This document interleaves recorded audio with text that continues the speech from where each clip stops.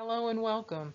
This video focuses on a training program prepared by Group 7 for LHRD 7305, which is part of LSU's graduate program for Leadership and Human Resources Development. Our program focuses on diversity and inclusion in the workplace. For our program, we focused on a manufacturing facility in the southern U.S. that deals primarily in manufacturing emergency response vehicles. The training we have put together is targeted at upper and middle class management who have been at the organization for over 20 years and are resistant to change. The training program we have put together is called Appreciating Differences. We have named it as such so that we may establish a connection with leadership that differences in the workforce are not a negative component. Our training has multiple purposes, including, but not limited to, bringing awareness to the benefits of a diverse workforce, engage critical thinking and leadership that values past practices, and remote inclusion within a high turnover workforce that cites feelings of not belonging in exit interviews. In this presentation, we attempt to provide a full account of how our training ties back to research, the goals we intend to achieve, the activities participants will partake in, and how we will evaluate the training. As we began to prepare our program, it became essential to relate our training to theorized and studied concepts.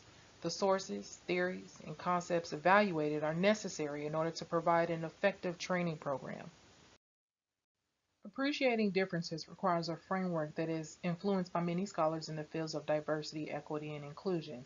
While compiling our training, several researchers and authors stood out to our team. Diversity theorist Thomas believes that all diversity activities fit into one of three strategies: managing workforce representation, managing workforce relationships, and managing diverse talent. Thomas believes that these strategies rely on each other, much like a three-legged stool, and that all three need to be present to empower a diverse workforce and fully reach the benefits that this type of environment can bring. We feel that this training will touch a little of each of these areas and is an excellent first step to developing a more diverse and inclusive environment. We are also interested in the findings of Cottrell and others' work. They found that leaders must be comfortable with diversity themselves to be able to ensure a wider application and to be able to create opportunities for dialogue about across differences. They must also demonstrate an interest in learning and be authentic about their own challenges and triumphs to encourage authenticity in others. Making our leadership more comfortable with diversity, equity, and inclusion, and the conscious and unconscious reactions to these concepts is key for our future work. Lastly, Martin's work indicates that how senior leaders envision diversity with their organizations and symbolize its value in their communications and actions affects the extent and nature of diversity and inclusion, and through them a range of benefits to organizational performance. We feel this modeling behavior is also a key to any diversity, equity, and inclusion efforts being successful. As we continue in our work for appreciating differences, we analyze the challenges, opportunities, and importance of implementing this training now. As we analyze the challenges in implementing such a training, we recognize that in today's global world, the workplace has become more diverse in terms of nationality, culture, gender, and experience. Organizations need to find ways to manage their talent resources in order to take advantage of the field force's varying perspectives. A lack of training in diversity and inclusion could result in a workforce that experiences communication issues, cultural misunderstandings, delays in meeting timelines for group projects, discrimination, harassment, and employee turnover. Though we are faced with challenges, we also recognize opportunities. This training will provide the opportunity for our leadership to examine the biases that they and others hold. It is a chance to examine how bias, which may or may not align with our deeply held, explicit beliefs of justice and equity, speaks to the content of our character and how we choose to act in the face of learning about the implicit biases that we possess. There is also opportunity to bring awareness that organizations that are both diverse and inclusive are able to develop better products and services, are better suited to resolve conflict, and have greater success with innovation. Companies that wish to be successful should reinforce the implementation of diversity and inclusion inside the company. As we examine further, we ask ourselves, why is now the right time to implement such trainings and initiatives? When attempting to answer this question, we identified several reasons. Building a more inclusive environment for our employees may provide business benefits like higher creative potential, better communication, improved problem solving, happier employees, and increased retention. Investments in the staff of an organization are consistently met by positive employee returns in the form of performance, commitment, and citizenship behavior towards the organization they work in. Hales notes that diversity and inclusion efforts gain more credibility and support when the communication strategy and tactics are well crafted. This is the right time for our company to institute diversity training for leadership. Today's workforce is becoming more and more diverse, and employees need to have the skills and ability to come together and work together for the benefit of the organization. It is not a question if organizations should adapt, but more so, are they willing? Investing in your workforce is one of the single most important factors in whether or not an organization is successful. Given these theories and context, we feel it is vital for the organization to proceed with appreciating differences. In order for our training to remain focused, we have established SMART goals on a business level. It should be noted that though our SMART goals are not on an individual level, individual contributions will be required for these goals to be achieved. As our goals are on an organizational level, we have tied these to SMART goals, which are specific, measurable, achievable, realistic, and timely. When developing our SMART goals, we had to take into consideration that many in our current audience may have little to no previous introduction to our content. As such, we made small but impactful goals that would be attainable for business success. Our SMART goals are: improve diverse hiring by 10% in 2022. Reduce turnover by 5% within 6 months. As leaders take on personal responsibility and hold others accountable, employees may begin to feel a sense of belonging in the workplace. Our last goal is to increase profits through inclusion practices that promote innovation. One may notice that our organizational goals require participants in our training to achieve certain personal goals. Participants must be willing to assess their implicit bias and recognize the existence of implicit bias around them. They must promote awareness through increasing communications in the organization. This may be done by diversity, equity, and inclusion training and quarterly town halls, or implementing an employee engagement committee. Most importantly, in order for organizational goals to be successful, participants must recognize the importance of diversity, equity, and inclusion initiatives. Through successfully meeting these goals and objectives, our team is confident that a domino effect will occur in the workplace. Increased awareness of oneself and others may bring necessary change and initiate additional trainings, opportunities for open communication and acceptance amongst the workforce. With the previous components in mind, we were able to successfully craft an outline and content for our training that engages participants while still providing necessary information. Our training will be in a workshop format where information and discussion is able to flow. The designated trainer will present information and regularly engage participants on how they interpret images or concepts. Additionally, there will be an activity and video that engage critical thinking about unconscious bias. The workshop will be conducted at an on-site venue after the final shift ends. The decision to hold the workshop on-site is to provide ease of access to team members without taking away too much of their time after their shift. The facility has an on-site training room where tables are set up in a circular format to promote discussion throughout the group. Materials required for the training are minimal, as participants only need a listening ear, a piece of paper, and a pen or pencil.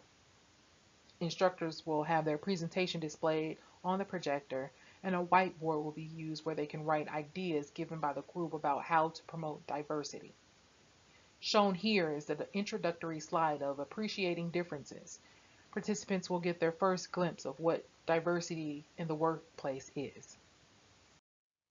In an effort to engage participants, the two images on this slide will be shown. Participants will be asked, what do each of these images mean to you? Through doing this, participants may provide their insight and think about how they interpret these images. As participants have now engaged their critical thinking skills, they are then introduced to the concept of benefits of diversity in the workplace. Benefits mentioned will include higher innovation, increased profits, higher employee engagement, and several more. The training will now progress with an activity. Participants will be asked to write down the names or initials of 10 people they trust who are not from their immediate family. The facilitator will give several minutes for participants to complete their list. Once completed, the facilitator will ask participants to place a check mark by the names of each participant that has a different characteristic from them. As an aid, the facilitator will pull up the What is Diversity slide. After several more minutes, the facilitator will ask participants to think about their list and if those that they trust had diverse characteristics from themselves. The facilitator will go on to explain that it's not uncommon for us to surround ourselves with those similar. However, in order for us to progress in the workplace and as individuals, we have to take on a responsibility to be more aware of our unconscious bias. The backwards brain bicycle video introduced by Smarter Every Day will play for participants so that they may grasp the personal efforts it may take to redirect their thought processes. Once the video has been completed, participants will be asked to provide examples of an automatic versus a fixed mindset and how they tie into unconscious bias. Before wrapping up, participants may choose between one of two activities to participate regarding the training content. Activity 1 is a challenge activity, where participants may voluntarily opt to have their biases challenged in a more open forum. Ground rules will be established prior to the activity. Participants of this activity will write a fun fact about themselves that no one else knows on a piece of paper and placed in the middle of the group. Each paper is read one by one, and the group must determine who wrote the fun fact. After all of the cards are read, the group should reflect on why they made those initial associations. Activity 2 will have participants brainstorm how they become more inclusive leaders. They are broken into smaller groups and each establish a list of ways they may become a more inclusive workplace. Some possible suggestions are shown here. Once all activities finish, the facilitator will thank them for their time and wrap up the session. Once the training has been delivered, one of the most important parts of the program begins. Evaluating the training is essential to determining if our goals and objectives are achieved. As a crucial component of the program, we will use Kirkpatrick and Kirkpatrick's 4 levels of evaluation. The levels of evaluation introduced through Kirkpatrick and Kirkpatrick evaluate across 4 levels. Each level builds upon the other to see how participants react. If participants learned, are there behavior changes over the course of time? And finally, did the business see results from the impacts of training? Level 1, reaction, will be done via a survey immediately following the training to gauge how participants felt about the training overall. The reaction survey will seek to ask questions such as, do you feel more likely to consider diversity and inclusion impacts in the workplace after obtaining this information? Would you recommend this training to others? Does this information motivate you to incorporate diversity and inclusion initiatives within your practices and your team? Next, Level 2, learning, will be coupled with the reaction survey immediately following the training to gauge if participants retained information. The learning survey will seek to ask questions such as, what is the difference between equality and equity? How are diversity and inclusion linked? What are the benefits of a more inclusive workforce?